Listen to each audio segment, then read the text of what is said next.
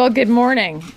I want to thank all of you for being here and thank my colleagues who are here with me today, Senators McCain and Graham, Senator Risch, and Senator Sullivan. And we are here today to talk about Iran and the impact of the JCPOA, the lifting of the sanctions and the economic relief that Iran has just received between $500 and $100 billion of relief. And, you know, finally, Secretary Kerry acknowledged what all of us who have opposed this agreement from the beginning saw was obvious, that when they got this economic relief and lifting of the sanctions, that in fact some of that money was going to go to support their terrorism in the region, their continued support for, obviously, the Assad regime and the wanton murdering that regime has done, their support for regional domination. And in fact, this morning in Davos, the Secretary Kerry acknowledged that it's likely that some of the billions of dollars in sanctions relief to Iran under the nuclear deal will go to groups deemed terrorists. And unfortunately, where we are today, as you look at the course of events leading up to this economic relief, it is a course of events that only further empowers Iran's continued violation of existing UN resolutions, its continued support for terrorism, and its continued seeking of regional domination that is very troubling to our allies like Saudi Arabia. Leading up to this agreement, we saw Iran in two instances leading up to this economic relief test ballistic missiles. Those ballistic missiles were tested on October 10th and November 21st. And we called on the administration then to impose tough sanctions on Iran for violating these UN resolutions. And in fact, let's just be clear, the only purpose for testing ballistic missiles is to potentially at some point deliver a nuclear weapon. And the fact that we've essentially, the administration talked about imposing tougher sanctions, didn't do it, and now has imposed a set of very tepid and weak sanctions, does not bode well for our ability to stop Iran's ballistic missile program or future violations of existing UN resolutions.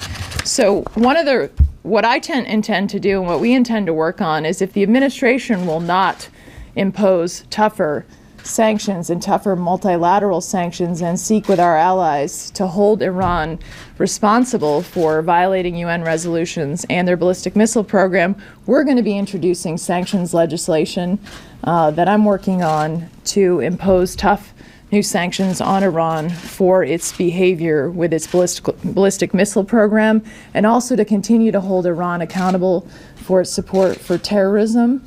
And unfortunately, where we are now, Iran is very empowered with the economic relief it has.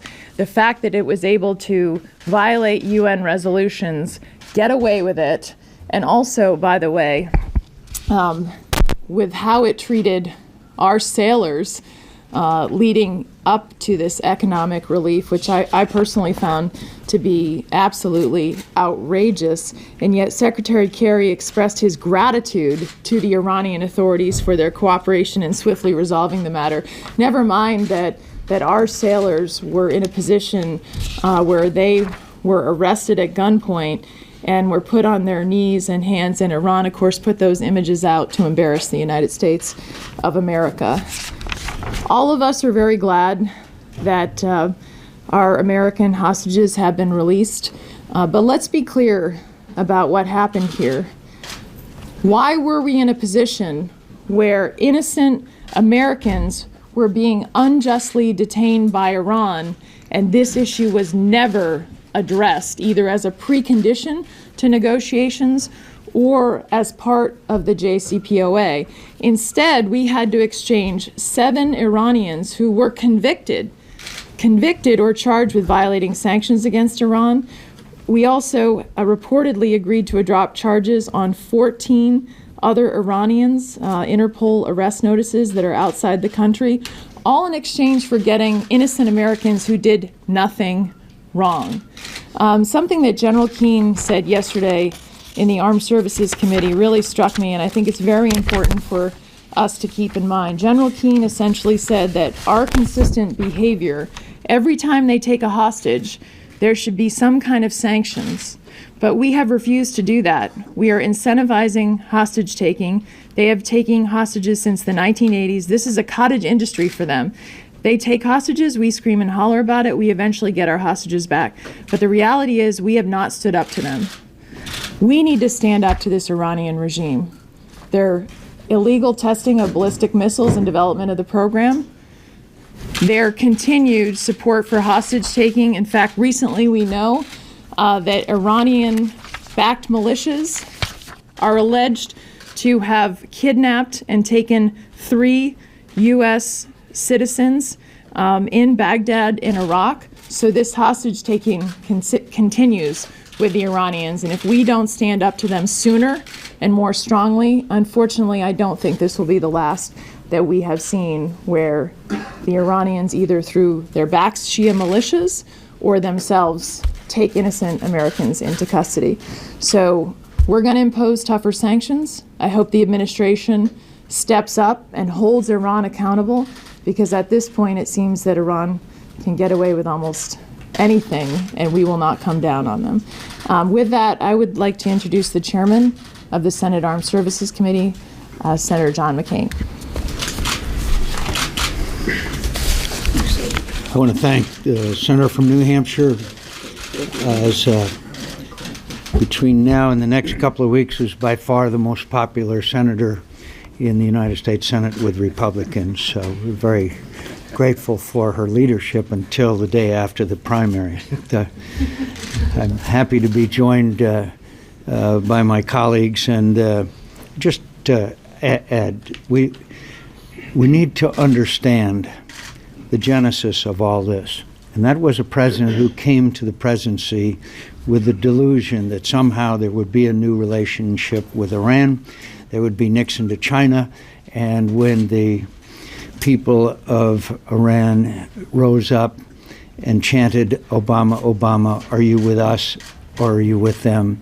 they were met with deafening silence. And on the internet, we watched a young woman named Netta bleed to death in the square in Tehran as a result of as a manifestation of the brutal crackdown on a legitimate protest by the Iranian people. And since then, this president and this Secretary of State have pandered to the Iranians. No matter what they have done, no matter what offense they have committed, they have steadfastly pursued this illusion and mirage in the deserts of the Middle East. And now the Iranians are in control of Yemen, Syria, Lebanon, Iraq, and they continue to prop up Bashar Assad in Syria and his slaughter of 250,000 Syrians and driving the refugee crisis. We all sympathize with the Europeans as they confront the refugee crisis. The refugee crisis was bred by Bashar Assad, who is in power today because the President of the United States would not act in a variety of ways, including when they crossed the red line. And I won't go through all of the latest offenses and poking us in the eye activities of the Iranians, except to talk for a minute about the part of their latest action, which I find personally offensive, and that is the humiliation of American servicemen and women on the deck of their ship, forcing them to kneel with their hands clasped behind their necks, and gross violation of all international law. Gross violation.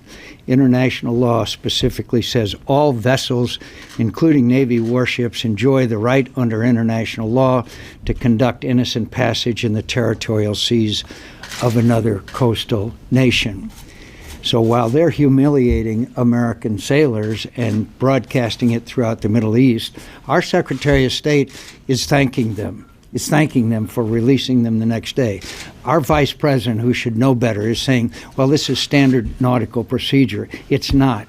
It's a gross violation of law. It's a humiliation. Our servicemen and women deserve better than this kind of leadership that does nothing in response to forcing them to kneel under the weapon of some two-bit Iranian Revolutionary Guard. So we've come a long way down. We've come a long way down. And the only thing that the President of the United that needs to be done is the United States to act and act effectively. And I respectfully and unfortunately disagree with Senator Ayotte's last comment that it's time for the administration to do something. They won't do anything. They won't do a damn thing. And we will have to try to act as a Congress and pick the next President of the United States who will stand up and try to restore some kind of international standing and prestige, and not stand by and applaud Iranian activities as they humiliate those brave men and women who have volunteered to serve this nation in uniform. Secretary Kerry announced to the world that it's likely that Iran will use some of this money to support terrorism. Secretary Kerry, it is certain that they will use this money to support terrorism. You might as well have written the check to Assad yourself. You might as well have funded Hezbollah yourself. So all of this cash going into the Ayatollah's pockets won't stay long. It's not going into roads and bridges in Iran. It's going into war machines throughout the Mideast. And to think otherwise is completely naive. So what's the point today? They violated the UN resolutions regarding their missile program. They didn't even get slapped on the hand. So here's what we're saying. We're watching the administration deal with Iran, and our heart falls. So the Congress is going to step up to the plate. Our Democratic friends hopefully will join us to push back against Iranian regime who shows absolutely no respect for the rule of law, human rights, and human dignity. So the Congress is going to step into the void created by the lack of presidential leadership. We're going to let the Iranians know, at least all of us, that we're watching everything you do. We know that you've cheated already, and you're going to pay a price for cheating. And every member of the Senate is going to have a chance to tell their constituents exactly what they think about the test firing of these missiles by the Iranians. You're going to get a chance to be recorded as to how you view the role of the Congress when it comes to national security matters.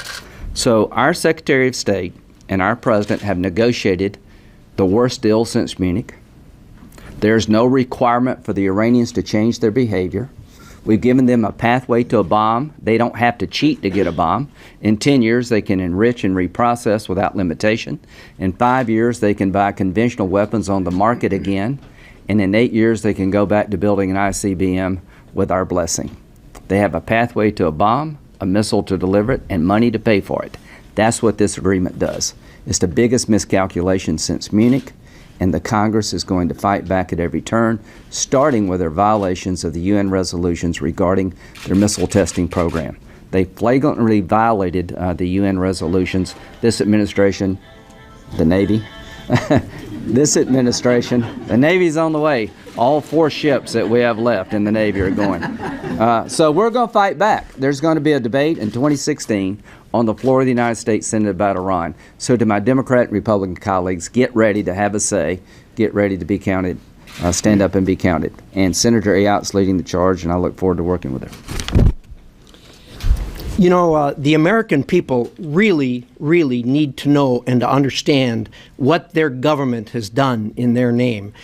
Those of us who have followed this and prodded the administration along as they continue to negotiate with the Iranians were astonished when the final deal was unveiled, and we found out that they were going to cut loose somewhere between $50 and $100 billion of cash to the Iranians with no sideboards, with no restrictions, with no oversight, that they could use the money any way they wanted. Now, As Senator Graham said, it is a certainty what they are going to do with this money. We had administration person after person come in and say, oh, well, things are bad in Iran. They've committed. They're going to use it for civil purposes and for building roads, etc. There's no doubt that they will use some of it for that.